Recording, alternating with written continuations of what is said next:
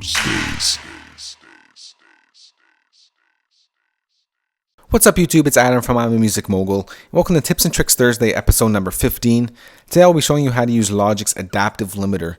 Now the adaptive limiter, or any limiter for that matter, sort of stops your audio from clipping when you export it. Sometimes when you export your songs from a DAW, it clips, it distorts, it's oversaturated, so it sounds distorted. That's not a good thing. And sometimes at the same time, you export your song and it sounds very quiet and you don't know why. Well, the limiter will help you with that as well. So let's get to the tutorial quickly right here. I just have a little loop going on right here, and keep in mind when you're watching the when I play out the song, look at where I am clipping, or where I am where my levels at peaking, where my levels are peaking at on my master fader over here. So let's go ahead and hit play. So there's where I'm peaking right there.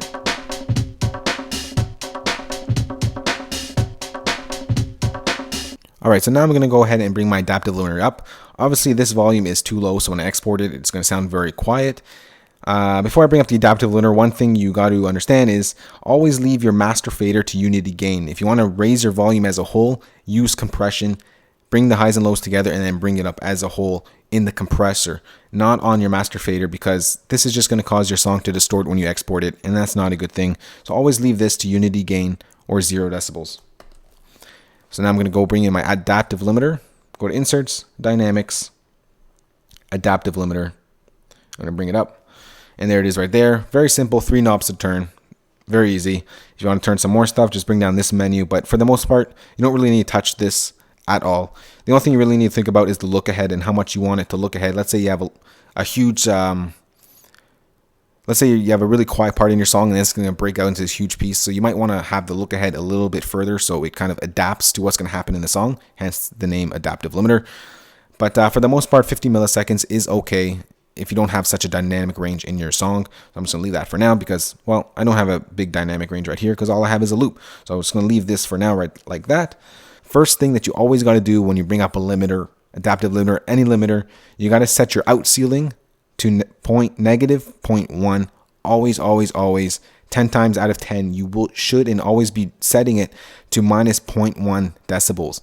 Never ever set it to 0 decibels because you will be clipping when you export your track. Always set it to -0.1, and that you'll never be clipping again because you're never going to be hitting that 0 decibels. The limiter will always stop you at -0.1 decibels.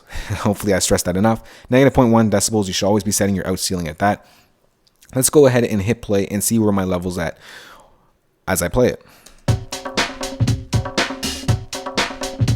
Alright, so I'm hovering around over here. So for the most part, I don't like to touch my input scale, but since I have no compression here, I'm going to add some input scale to bring up the gain volume a little bit. So I'm just going to go ahead and bring it up maybe 1 decibel.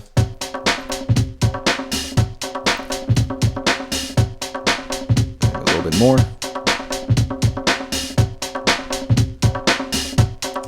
And I'm going to bring my gain on my output a little bit louder as well.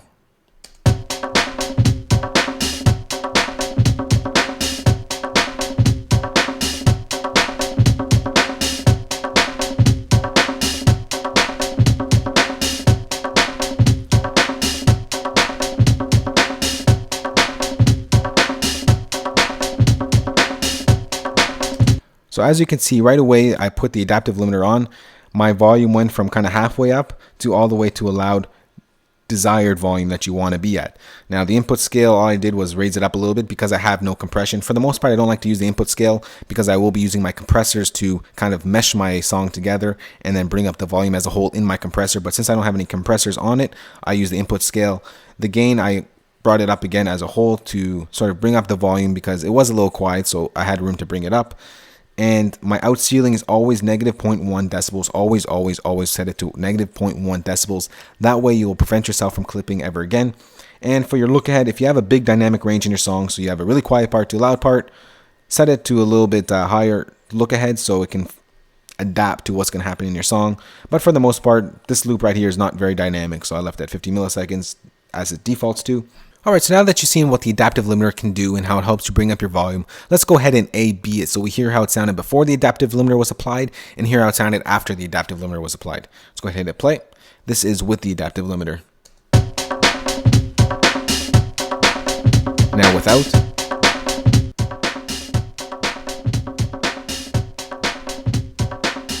Now with. Without.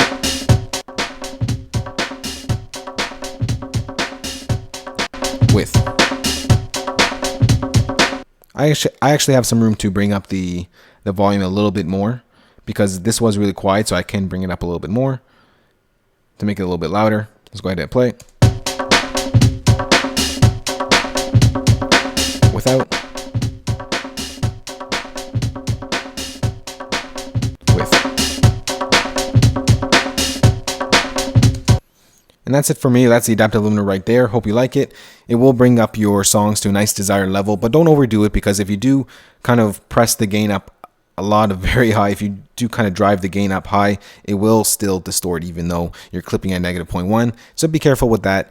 But it is a good way to help bring up your volume as a whole to a nice desired level and make it stop at a certain level so it doesn't distort when you export the song and when you hear it on other devices. Alright, that's it for me. That is the adaptive limiter. Hope you use that in your next session before you export your songs to kind of export it at a nice volume. So it's not too loud, not too quiet, it's just right and it sounds good on all devices.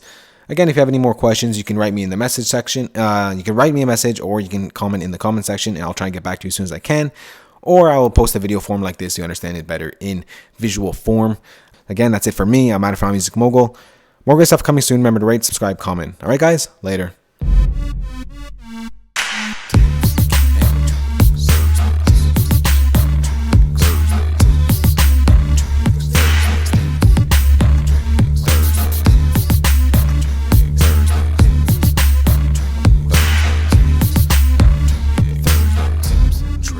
Thursdays.